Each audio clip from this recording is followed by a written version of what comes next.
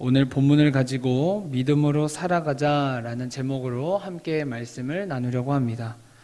베드로는 베드로전서를 통해 세상을 살아가는 그리스도인들에게 믿음을 가지고 살아갈 것을 말하고 있습니다. 베드로가 편지를 쓸 당시 소아시아에 살고 있었던 그리스도인들은 많은 고난과 핍박을 당하며 살아가고 있었습니다. 그런 이들에게 베드로는 그리스도인의 정체성이 무엇인지를 얘기하며 이 세상을 살아갈 유일한 소망은 오직 하나님께 있음을 이야기하였습니다. 그리고 특히나 오늘 본문을 통해서 믿음으로 살아가는 것이 우리에게 유익이 있음을 이야기하고 있습니다. 나아가서 오늘을 살고 있는 우리에게도 동일하게 이야기합니다.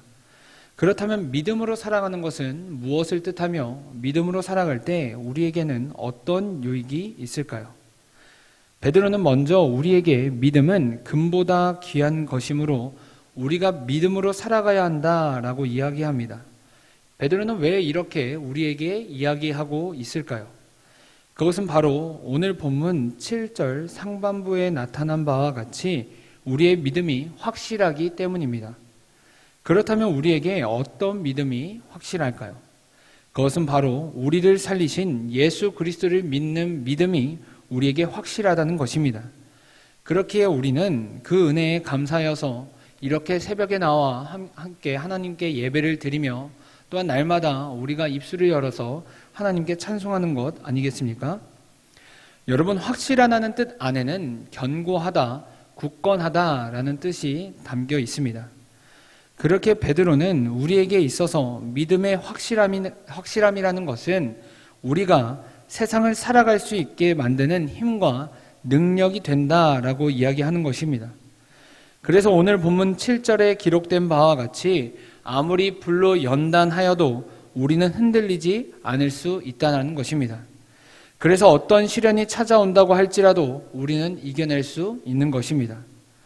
성경 속에서도 이와 같은 믿음의 확실함을 보여준 인물이 있습니다.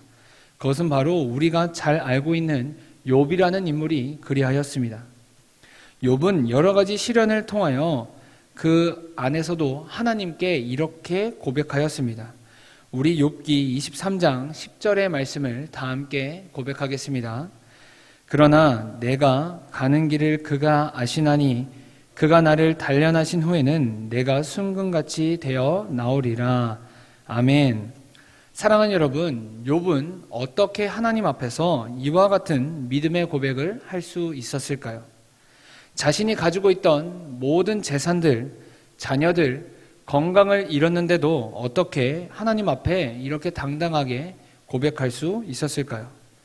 그것은 바로 욥 안에 확실함이 있었기 때문입니다.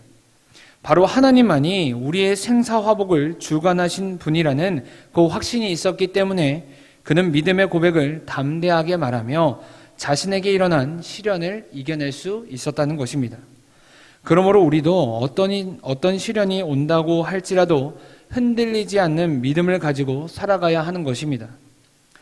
제가 신평교회에 있을 때, 그 신평교회에서 신앙생활을 할 때 담임 목사님이신 한선호 목사님과 김선아 사모님께서 저에게 참 많이 해주셨던 말이 있었습니다. 저희 가정에 어려움이 있거나 또 제가 어려움을 마주했을 때 목사님과 사모님께서 저희 집에 찾아오셔서 제게 해주셨던 말씀은 바로 고린도후서 4장 17절 18절의 말씀을 말씀하시면서 상원아, 이 또한 지나간다 라는 이야기를 참 많이 해주셨습니다. 저는 어릴 적 이 말을 들으면서 지금 내가 겪고 있는 어려움은 잠시 잠깐이라는 생각과 함께 하나님께서 지금 겪은 일로 인해서 나중에 나를 어떻게 사용하실지, 또한 지금의 일로 인해서 내가 한 단계 성장할 수 있는 발판이 되겠구나 라는 생각을 하며 그 어려움을 이겨냈던 기억이 있습니다. 사랑하는 여러분, 혹시 지금 삶의 문제를 마주하신 분이 계십니까? 바로 그때가 하나님께서 욥과 같은 믿음의 확신을 우리가 고백하길 원하시는 때인 줄 믿으시기 바랍니다. 그리고 지금 마주하고 있는 문제와 아픔을 잠시 잠깐 지나가는 것으로 여기며 이겨낼 수 있길 간절히 바랍니다. 그렇다면 이와 같이 우리가 믿음의 확실함을 가지고 살아갈 때 우리는 어떤 삶을 살 수 있을까요?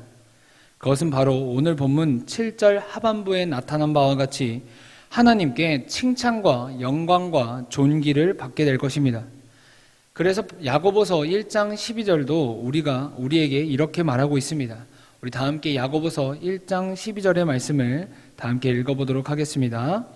시험을 찾는 자가 복이 있나니 이는 시련을 견디어낸 자가 주께서 자기를 사랑하는 자들에게 약속하신 생명의 면류감을 얻을 것이기 때문이라.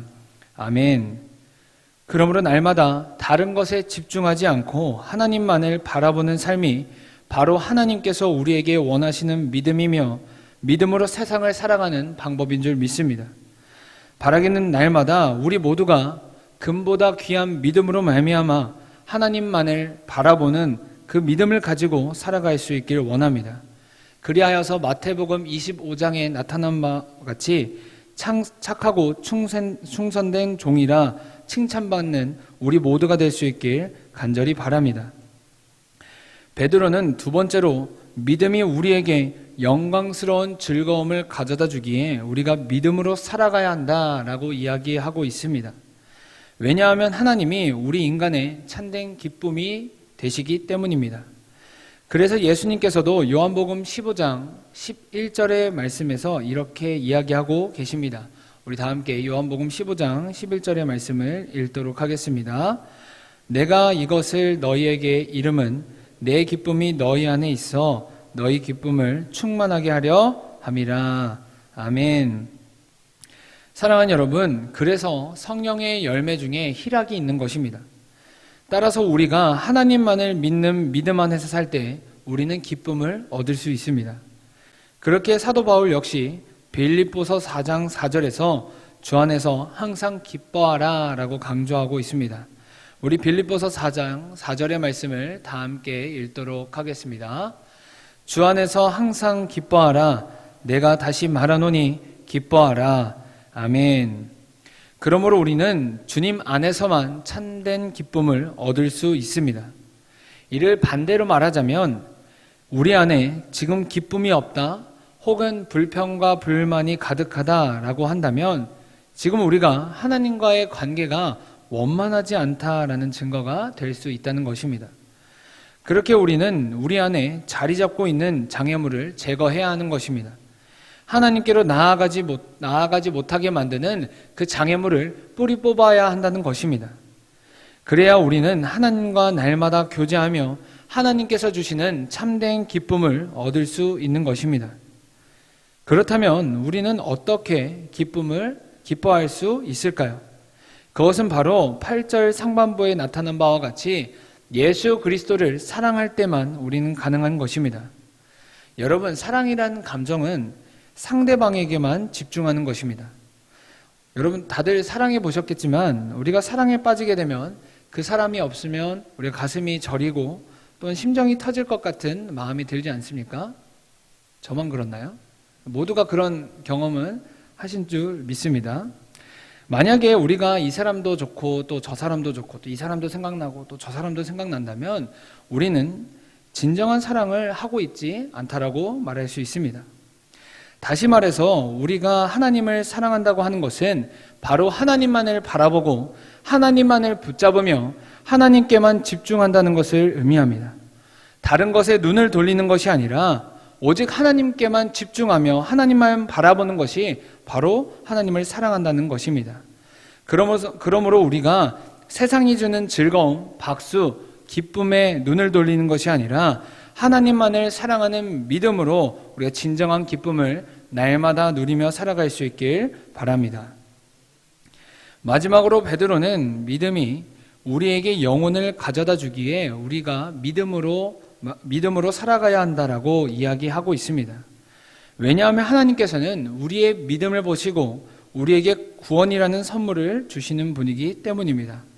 그래서 에베소서 2장 8절에서 이렇게 우리에게 이야기하고 있습니다. 우리 에베소서 2장 8절의 말씀을 다 함께 읽도록 하겠습니다. 너희는 그 은혜에 의하여 믿음으로 말미암아 구원을 받았으니 이것은 너희에게서 난 것이 아니요 하나님의 선물이라. 아멘. 그렇게 우리는 이 선물을 잘 간직해야 합니다. 우리가 어떻게 잘 간직할 수 있을까요? 그것은 바로 우리가 날마다 이 선물을 감사하며 살아갈 때 가능하게 되는 것입니다. 여러분, 선물을 준 사람이 언제 가장 행복할까요? 그것은 바로 선물을 받은 사람이 그 선물을 받고 행복해하며 그 선물을 기쁨으로 받을 때일 것입니다. 만약에 선물을 받은 사람이 그 선물이 마음에 안 든다고 기뻐하지 않는다면 이미 그 순간 그 선물은 선물로서의 기능을 상실하게 된 것입니다. 선물의 소중함을 잃게 된 것입니다. 그러므로 우리는 날마다 하나님께 감사해야 하는 것입니다. 그래서 시편 50편 23절은 우리에게 이와 같이 이야기합니다. 우리 시편 50편 23절의 말씀을 다 함께 읽도록 하겠습니다. 감사로 제사를 드리는 자가 나를 영화롭게 하나니 그의 행위를 옳게 하는 자에게 내가 하나님의 구원을 보이리라. 아멘. 그렇게 우리는 날마다 우리에게 구원을 주신 하나님께 감사하며 살아가야 합니다. 왜냐하면 이는 우리에게 우리의 노력이나 행실과 상관없이 하나님께서 우리를 사랑하사 주신 선물이기 때문입니다. 그러므로 우리가 날마다 하나님께 감사하며 살아갈 수 있길 바랍니다. 그리하여서 하나님께서 우리에게 주신 그 선물을 간직하면서 우리가 하나님께서 부르심을 입은 그날까지 구원을 간직하며 이 세상을 살아갈 수 있길 간절히 바랍니다. 그렇다면 우리가 이와 같이 믿음으로 세상을 살아갈 때 우리는 어떤 삶을 살아갈 수 있을까요? 그것은 바로 우리가 읽은 본문에도 나와 있지만 우리가 오늘 본문 앞절인 6절에도 나타난 바와 같이 크게 기뻐하는 삶을 살아갈 수 있게 되는 것입니다. 우리 베드로전서 1장 6절의 말씀을 다 함께 읽도록 하겠습니다. 그러므로 너희가 이제 여러 가지 시험으로 말미암아 잠깐 근심하게 되지 않을 수 없으나 오히려 크게 기뻐하는도다. 아멘.